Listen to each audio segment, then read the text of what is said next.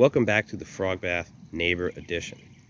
You can see that my neighbor's been hard at work rocking in this pond, and earlier in the week we test filled it. So in this episode we're going to check in on a few critical pieces of plumbing information that you need to know if you're installing an intake bay and bog filter in your garden pond. And I'm going to show you a few videos from earlier in the fill, and we're going to talk through all those key points. So up to now, you should have used a water level to make sure that you've got your intake deep enough and your return low enough so that by the time you put your liner in, you don't find out that you need to take it all back out. So let's take a look inside the bog to start. We've got our flex PVC running this whole length, and it comes back down into our intake bay. Now, a lot of people don't run flex PVC the entire run. It is a little bit more expensive to do that. It's pretty common for folks to run flex PVC from their intake bay and then connect to rigid PVC inside their bog. I personally like bogs that are interesting shapes. I don't like to spend a lot of time cutting and gluing PVC if I can help it.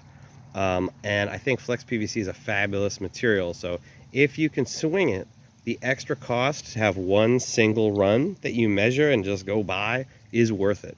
This 17, 18 foot run of flex PVC cost about $100 with the end caps and check valve and all those other pieces. So, if you're spending a lot of money on your pond, a few extra dollars to make your life easier on the plumbing side, in my opinion, is very worth it. So let's take a look inside the intake bay here. So I'm going to switch over to the test fill video so you can kind of see what this looked like before the rocks went in and before there was some sediment in the water. So you can see there's no cap on the top of this vault yet, but that piece of plastic down there is housing our vault, that houses our pump, and it has slits inside of it to let water flow through. Ultimately, we're going to fill this with gravel, and the water will get sucked into that vault, and your pump is going to pump the water into your flex PVC. So the flex PVC can connect directly to your pump, and then you're going to come out here into the first main piece of plumbing that you're going to make sure you need. So the first is a check valve. Pretty cheap. You cut your flex PVC at the point where it's coming down into your bog, and you install it. It clamps on either side. You don't need cement. You just clamp it tight, not too tight. Again, in plumbing, over tight is bad. You just want something tight. This is not going to be under pressure, and the reason is because we're going to drill a bunch of holes in it so water can fill your bog. So it just needs to be tight, and so it's not loose. This makes sure the water flows one way and one way only. That's from your bay into your bog. If your pump shuts off because either you shut it off or you run out of power, you do not want your bog to drain. When your pump shuts off, you want the water to basically stay where it is until you turn your pump back on. You don't want it backflowing from your bog back into your pond, overflowing your pond, and now you're losing a bunch of water. So check valve, super important. Don't forget it. Now, you're going to lay your flex PVC down along your bog, and you're going to make a mark on your flex PVC where that pipe touches the bottom. You're going to start drawing a line. So let's take a look here. Kind of see here. And you're going to drill on either side of that line these holes. Now down here near the pump, you want your holes to be pretty small. I use a reamer bit to drill these holes. Kind of looks like a triangle. And down here, they're going to be small holes that are, kind of far apart. And you're going to put them on either side of that line. You don't want the holes to be flat against the very bottom where pressure on this is going to prevent the water from coming through. You kind of want the holes to be on either side.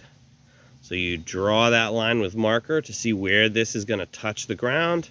You drill your holes going down on either side. Smaller holes here, bigger holes down towards your clean out.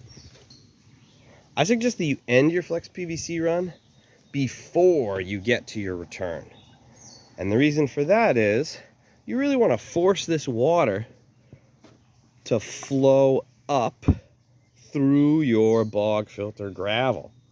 And you don't want it to just kind of end here and scoot back into your pond. So, as you see, kind of bend it up towards the end here so you can access it once we fill this with gravel. And you just use PVC cement to glue on an end cap with a clean out. And that'll let you take this out and blow it out if you ever need to. If we were to take this cap off right now, like you may have seen in my clean out videos for my own bog filter, water will just come out of here. Now down at this end, you want your holes to be again, on either side, not directly on the bottom.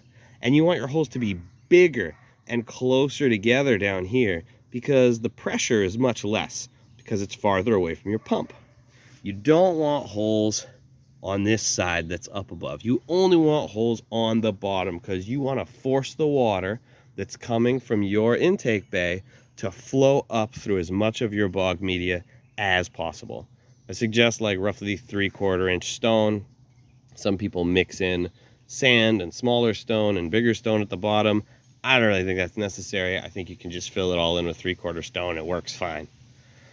You can see over here her return was perfectly measured and cut out. She's got a stone in there to kind of split the water a bit. The most important thing is that you check with your water level before you put your liner in that you've cut it deep enough for your water to come out. And you can check out our water level episode to see how that works. So basically, here's what you got. You got your pump pumping stuff out into your bog, got your return flowing back, and that's good. You want to make sure your return is situated directly across from your intake bay so that the prevailing current in your pond pushes floating things into your intake bay. And you also want that to take into account the prevailing wind of where you install the pond. That way, everything is pushing stuff towards the intake. And that's it. So, key pieces of plumbing information: flex PVC the whole way if you can swing it cost-wise. Don't forget your check valve. Drill your holes along either side, make them smaller the closer they are to the pump and farther apart, and closer together and bigger the closer you get to your clean out. Get out there, dig your pond. Now's the time.